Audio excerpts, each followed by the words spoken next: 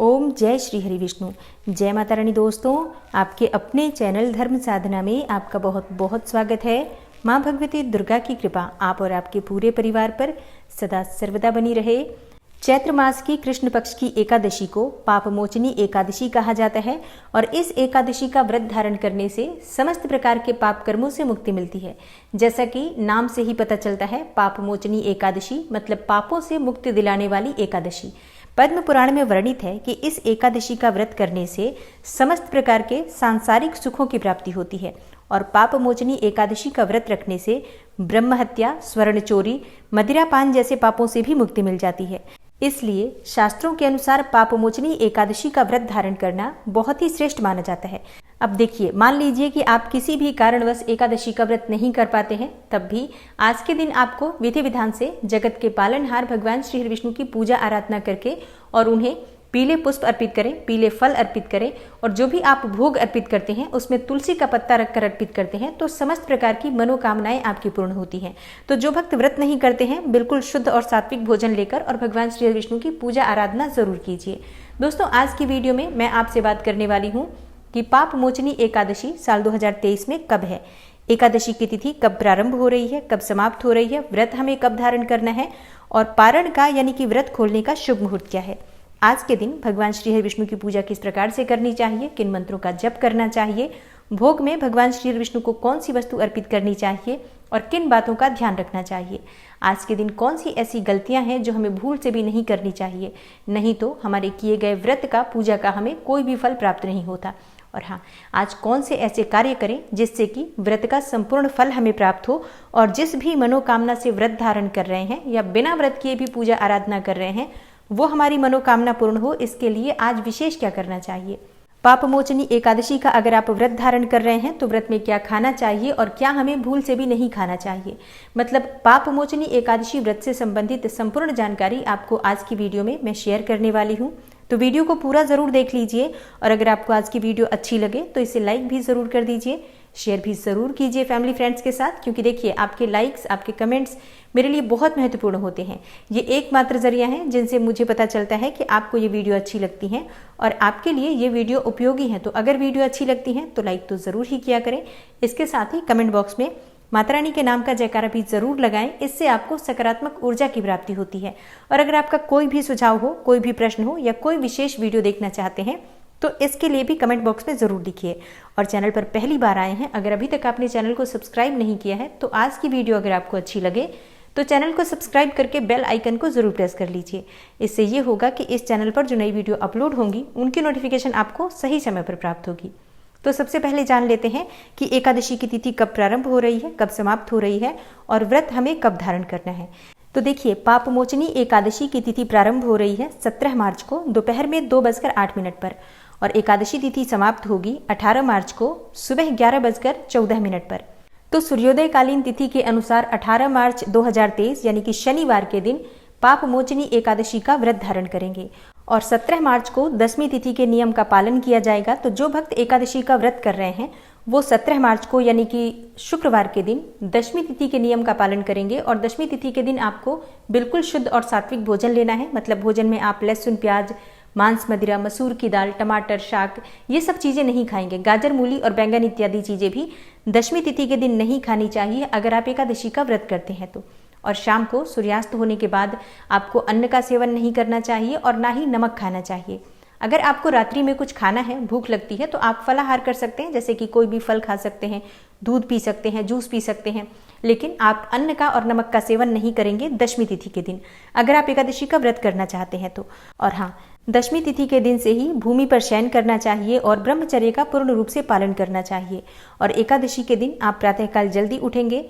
उठकर सबसे पहले भगवान श्री हरि विष्णु का अपने मन में ध्यान कीजिए और मानसिक संकल्प लीजिए कि आज आप पाप मोचनी एकादशी का व्रत धारण करेंगे। उसके बाद धरती को प्रणाम करके और फिर आप उठते हैं, नित्य क्रिया कर लीजिए। उसके बाद से आप स्नान करेंगे। स्नान करने के बाद साफ स्वच्छ वस्त्र धारण करके सबसे पहले भगवान सूर्यदेव को जल अर्पित करना चाहिए और उसके बाद आपके घर के मंदिर में जो भी भगवान श्री हरि विष्णु की मूर्ति या प्रतिमा विराजित है उसकी विधि विधान से पूजा करेंगे। तो भगवान श्री विष्णु की पूजा करने से पहले नित्य की पूजा कर लीजिए, जैसे कि भगवान गणपति की आराधना सबसे पहले की जाती है। उसके बाद जो भी देवी देवता आपके घर में विराजित हैं, जो भी आप प्रतिदिन पूजा करते हैं, वो पूजा कर लीजिए। उसके बाद विधि विधान से भगवान श्री विष्णु की आप पूजा करते हैं तो भगवान श्री विष्णु का अगर आपके पास विग्रह है तो आप उनका अभिषेक कर सकते हैं, जैसे कि कच्चे दूध से या फिर पंचामृत से या फिर फलों के रस से, जो भी चीजें आपके पास उपलब्ध हो। शुद्ध जल से भी भगवान श्री विष्णु का अभिषेक किया जा सकता है। उसके बाद पीले वस्त्र उन्हें अर्पित करें, पीले फलों का भोग अर्पित करें, धूप दीप नैवेद्य इत्यादि अर्पित करके विधि विधान से उनकी पूजा कर लीजिए। और हाँ, एकादशी के दिन जब हम भगवान श्री विष्णु की पूजा करते हैं तो यज्ञोपवीत अवश्य अर्पित करना चाहिए। यज्ञोपवीत मतलब जनेऊ, पीला जनेऊ आप भगवान श्री विष्णु को अर्पित करें। जनेऊ ना हो अगर आपके पास तो कलावा तोड़कर भी, मतलब कच्चा धागा भी भगवान श्री विष्णु को अर्पित कर सकते हैं, यज्ञोपवीत का मन में ध्यान करते हुए। तो विधि विधान से भगवान श्री विष्णु की पूजा आराधना करने के बाद उनकी आरती कर लीजिए। और एक चीज का ध्यान रखिए, जब आप भगवान श्री विष्णु को भोग अर्पित करते हैं तो उसमें तुलसी का पत्ता अवश्य होना चाहिए। लेकिन आज आप तुलसी के पत्ते तोड़ नहीं सकते हैं तो दशमी तिथि के दिन आप तुलसी के पत्ते तोड़कर रख लीजिए, जिसका प्रयोग आप एकादशी के दिन पूजा में कर सकते हैं। और दशमी तिथि के दिन तुलसी में आप जल नहीं दे सकते हैं, लेकिन तुलसी में दीपदान जरूर करना चाहिए। अगर आप सुबह ब्रह्म मुहूर्त में उठ जाते हैं तो स्नान करके और आप उनको दीपदान कर सकते हैं। शाम को भी दीपदान कर सकते हैं, दोनों समय दीपदान किया जा सकता है। जैसे कि बहुत से भक्तों के प्रश्न आते हैं कि क्या हम सुबह दीपदान कर सकते हैं? जी हाँ, बिल्कुल कर सकते हैं। और शाम को भी दीपक प्रज्वलित कर सकते हैं, लेकिन जल नहीं अर्पित करना चाहिए एकादशी के दिन। तो विधि विधान से जैसे आप भगवान श्री विष्णु की पूजा करेंगे, तुलसी की भी पूजा कर सकते हैं, लेकिन तुलसी को स्पर्श नहीं करना है, इस बात का भी ध्यान रखिए। और हाँ, दिन भर आपको व्रत धारण करना है तो व्रत में आप फलाहार ले सकते हैं, जैसे कि कोई भी फल खा सकते हैं, जूस पी सकते हैं, फलों का रस ले सकते हैं, दूध पी सकते हैं, चाय पी सकते हैं, जल पी सकते हैं। एक और प्रश्न आता है आप लोगों का कि क्या हम एकादशी के दिन कॉफी पी सकते हैं? देखिए, कॉफी मत पीजिए, चाय जरूर पी सकते हैं। बहुत से लोग तो चाय भी ग्रहण नहीं करते हैं एकादशी के दिन, लेकिन चाय पी सकते हैं, कॉफी मत पीजिए। तो जितना भी हो सके संयम में रहकर एकादशी का व्रत किया जाता है और दिन भर आपको भगवान श्री विष्णु के नाम का, मंत्र का स्मरण करते रहना चाहिए। और शाम के समय संध्या काल में फिर से भगवान श्री विष्णु की विधि विधान से पूजा आराधना की जाती है। तो संध्या काल से पहले आप शुद्ध हो जाइए, चाहे तो स्नान कर सकते हैं या फिर हाथ पांव धोकर वस्त्र बदल सकते हैं, लेकिन शुद्धता के साथ ही श्री लक्ष्मी नारायण की पूजा आराधना शाम के समय की जाती है। तो शाम के समय भगवान श्री विष्णु के सामने आपको एक शुद्ध घी का दीपक प्रज्वलित करना है और उसके बाद वहीं बैठकर मंत्रों का जप कर सकते हैं। जो भी आपके पास उपलब्ध हो वस्तुएं, आप शाम को भी भोग अर्पित कर सकते हैं, शाम को भी आप पुष्प इत्यादि सभी चीजें अर्पित कर सकते हैं। जैसे भी संभव हो, आज का पूरा दिन हम भगवान श्री विष्णु को ही समर्पित करते हैं, उनके नाम का, मंत्र का स्मरण करते हुए, रात्रि जागरण करते हुए। देखिए, विशेषकर शास्त्रों में एकादशी की रात्रि में जागरण करने का विधान बताया गया है। ऐसा कहा जाता है कि अगर हम एकादशी की रात्रि में जागरण करते हैं और भगवान श्री विष्णु को समर्पित करके एक अखंड दीपक और उसके सामने भगवत गीता का पाठ करते हैं या फिर रामचरितमानस का पाठ करते हैं, विष्णु सहस्त्र नाम का पाठ करें या फिर आप गजेंद्र मोक्ष का पाठ करें, अपनी इच्छा के अनुसार, सुविधा के अनुसार कोई भी नाम जप भी आप कर सकते हैं। मतलब विशेषकर भजन कीर्तन करते हुए रात्रि जागरण करने का विधान हमारे शास्त्रों में बताया गया है। ऐसा करने से इस व्रत का संपूर्ण फल हमें प्राप्त होता है और जो भी मनोकामना हमारी होती है निश्चित ही भगवान श्री विष्णु की कृपा से पूर्ण होती है। रात्रि जागरण करते हुए भगवान श्री विष्णु का हम जो भजन कीर्तन करते हैं उससे हमारे पितरों की आत्माएं भी तृप्त होती हैं और हमारे पितरों की आत्मा को शांति मिलती है। और ऐसा करने से हमें पितरों का भी आशीर्वाद प्राप्त होता है और भगवान श्री विष्णु की असीम कृपा प्राप्त होती है।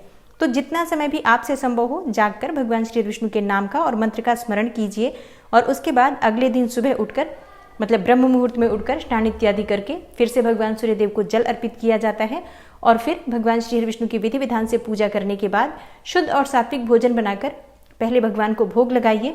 उसके बाद आप चाहे तो किसी ब्राह्मण को घर बुलाकर भोजन करा सकते हैं, नहीं तो ब्राह्मण के निमित्त दान की कच्ची सामग्री निकाल दीजिए। उसके बाद आप स्वयं भी शुभ मुहूर्त में भोजन कर सकते हैं, व्रत का पारण कर सकते हैं।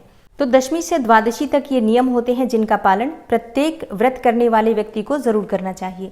और मान लीजिए कि जो भक्त व्रत नहीं करते हैं, सिर्फ पूजा करते हैं, उन्हें एकादशी के दिन विधि विधान से भगवान श्री विष्णु की पूजा आराधना करनी है। दशमी तिथि के नियम का पालन वही लोग करते हैं जो एकादशी का व्रत करते हैं। और जो भक्त एकादशी का व्रत नहीं करते हैं, सिर्फ पूजा करते हैं, एकादशी के दिन उन्हें सात्विक भोजन लेना चाहिए, चावल नहीं खाना चाहिए, साग टमाटर ये सब चीजें भी आप चाहें तो त्याग कर सकते हैं, नहीं तो कम से कम चावल का त्याग जरूर कीजिए और लहसुन प्याज तो भूल से भी मत खाइए। तो आज सिर्फ आपको भगवान श्री विष्णु की पूजा आराधना करनी है। जिस भी प्रकार से आप चाहे तो कर सकते हैं, मतलब संपूर्ण पूजा विधि जो मैंने बताई है एकादशी की, वो सारी विधि आप भी उसी प्रकार से पालन कर सकते हैं। और आप दान भी कर सकते हैं। आप चाहे तो द्वादशी तिथि के दिन सुबह स्नान इत्यादि करके और दान भी कर सकते हैं। तो दान कोई भी कर सकता है, व्रत करते हैं वो भी कर सकते हैं, और जो लोग व्रत नहीं करते हैं वो भी दशमी तिथि के दिन अगर अपनी इच्छा है तो दान कर सकते हैं। और अब जानते हैं कि व्रत का पारण आपको कब करना है। देखिए, व्रत का पारण हमेशा द्वादशी तिथि में किया जाता है और द्वादशी तिथि प्रारंभ हो रही है 18 मार्च को सुबह 11:14 पर और द्वादशी तिथि समाप्त होगी 19 मार्च को सुबह 8:07 पर। ऐसे में व्रत का पारण हमें कब करना है? देखिए, एकादशी व्रत का पारण हमेशा द्वादशी तिथि में किया जाता है और द्वादशी तिथि समाप्त होने के बाद एकादशी व्रत का पारण करना पाप के समान माना गया है। इसलिए आप पारण जो है एकादशी का वो सुबह 8:07 से पहले ही करेंगे। अब सूर्योदय होने के बाद ही पारण कर सकते हैं, तो सूर्योदय का समय रहेगा 19 मार्च को सुबह 6:37 तक। तो व्रत के पारण के लिए आपको जो समय प्राप्त हो रहा है वो बहुत कम समय का है। सुबह 6:37 से सुबह 8:07 तक का जो समय है, इसी समय के बीच में आपको एकादशी व्रत का पारण करना है। तो बहुत ध्यान रखिएगा, क्योंकि इस समय के बीतने के बाद अगर आप व्रत का पारण करते हैं तो आपको व्रत का संपूर्ण फल प्राप्त नहीं होता। और जैसे कि कई भक्तों के प्रश्न आते हैं कि हमें भोग में भगवान को क्या अर्पित करना चाहिए, तो देखिए, भगवान को भोग आप किसी भी ऋतु फल का, जो भी इस समय मौसमी फल उपलब्ध हैं बाजार में, आप उनमें से किसी भी फल का भोग अर्पित कर सकते हैं। चाहे तो 5 प्रकार के फलों का भोग लगा सकते हैं, या फिर जो भी फल आपके पास उपलब्ध हो, केला, पपीता या अनार, सेब, जो भी आपके पास उपलब्ध हो आप भोग में अर्पित कर सकते हैं। और चाहे तो मिठाइयों में आप सफ़ेद मिठाई, जो कि दूध से बनी हुई मिठाइयाँ होती हैं, उनका भोग लगा सकते हैं, या फिर कच्चे दूध में केसर मिलाकर, मिश्री मिलाकर मीठा दूध भगवान को अर्पित कर सकते हैं। चाहे तो मखाने की खीर बनाकर भी भगवान को अर्पित कर सकते हैं। एक ही चीज़ का आपको आज ध्यान रखना है, चावल भगवान को अर्पित नहीं किया जाता है, तो चावल की खीर मत बनाइए। आप मखाने की खीर बनाकर अर्पित कर सकते हैं, चाहे तो आप साबूदाने की खीर बनाकर अर्पित कर सकते हैं। जो भी आपके पास उपलब्ध हो, जैसी भी उपलब्धता हो, अपनी सामर्थ्य के अनुसार भगवान को आप भोग अर्पित कर सकते हैं। तो अक्षत के स्वरूप में भी चावल का प्रयोग नहीं किया जाएगा, इस बात का ध्यान रखिए। और हाँ, आज की पूजा में, मतलब एकादशी के दिन भगवान श्री विष्णु की जो पूजा करते हैं, अक्षत के स्थान पर हम सफ़ेद तिल का प्रयोग करते हैं। और हाँ, एक और चीज़ का आपको ध्यान रखना है, अगर आप एकादशी का व्रत करते हैं तो शास्त्रों के अनुसार गंगा जल में हमें स्नान करना चाहिए, मतलब गंगा नदी में या किसी पवित्र नदी में स्नान करना चाहिए। तो अब ऐसा तो संभव नहीं है कि हम गंगा में जाकर स्नान कर पाएँ, तो घर में आप क्या करेंगे, जिस पात्र में आपको स्नान करना है उसमें सबसे पहले गंगा जल मिला लीजिए, फिर आप शुद्ध जल भरकर उसी से आप स्नान कर सकते हैं। और इसके अलावा स्नान के जल में आप चाहें तो थोड़े से आंवले के रस मिला सकते हैं, या फिर आप काले तिल मिला सकते हैं, तुलसी का भी रस मिला सकते हैं। मतलब जल को पवित्र करके उसी जल से अगर हम स्नान करते हैं तो ऐसा कहा जाता है कि समस्त प्रकार के कायिक, वाचिक, मानसिक पाप कर्मों से भी मुक्ति मिलती है और मन की और शरीर की शुद्धि हो जाती है। इसलिए जल में आप गंगा जल या किसी भी पवित्र नदी का जल मिलाकर स्नान कीजिए।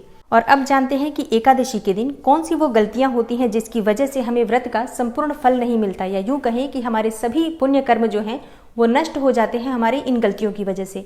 देखिए, एकादशी के दिन झूठ नहीं बोलना चाहिए, चोरी नहीं करनी चाहिए, किसी की निंदा नहीं करनी चाहिए, किसी पर भी क्रोध नहीं करना चाहिए। मतलब मन, वचन और कर्म से किसी भी प्रकार से किसी को कष्ट नहीं पहुंचाना चाहिए। पूरी तरह से शुद्ध होकर, शुद्ध विचारों के साथ हमें एकादशी का व्रत करना चाहिए, या बिना व्रत किए भी इन नियमों का अगर आप पालन करते हैं तो व्रत का आपको पुण्यफल प्राप्त होता है। और हाँ, एकादशी के दिन में सोना नहीं चाहिए, बिल्कुल जागते हुए भगवान श्री विष्णु के नाम का, मंत्र का स्मरण करना चाहिए।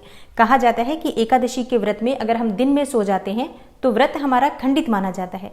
इसलिए दिन में न सोइए। अगर आप सोना चाहते हैं तो रात में कुछ समय जागरण करने के बाद सो सकते हैं। और हाँ, जो भक्त एकादशी का व्रत करते हैं उन्हें नमक का सेवन नहीं करना चाहिए। मतलब भूल से भी आज के दिन आपको नमक नहीं खाना है। सेंधा नमक का प्रयोग भी एकादशी के व्रत में नहीं किया जाता है। पूरी तरह से फलाहार के द्वारा आप व्रत धारण कर सकते हैं।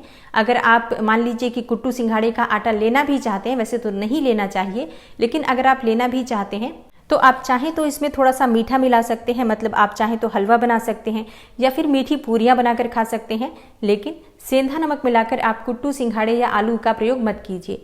तो ऐसा आपको नियम पूर्वक पालन करना चाहिए अगर आप एकादशी का व्रत करते हैं तो। देखिए, एकादशी का व्रत कोई छोटा व्रत नहीं होता है, साधारण व्रत नहीं होता है। व्रतों का राजा कहा गया है इस व्रत को। इस व्रत को धारण करने से मोक्ष की प्राप्ति होती है, वैकुंठ लोक की प्राप्ति होती है। तो ये कोई साधारण व्रत तो नहीं है, बहुत कठिन भी है। लेकिन जितना हो सके हमसे हम इन नियमों का पालन करने का पूरा प्रयास करते हैं, तभी इस व्रत का कुछ फल हमें प्राप्त हो पाता है। और जाने अनजाने हमसे जो भी गलतियां होती हैं उसके लिए भगवान श्री हरि विष्णु से क्षमा प्रार्थना करते रहना चाहिए। तो उम्मीद करती हूँ आज की वीडियो से आपको लाभ अवश्य होगा और आने वाली वीडियो में आप सुनेंगे पापमोचनी एकादशी व्रत की कथा। मिलती हूँ मैं आपसे अगली वीडियो में, तब तक के लिए नमस्कार।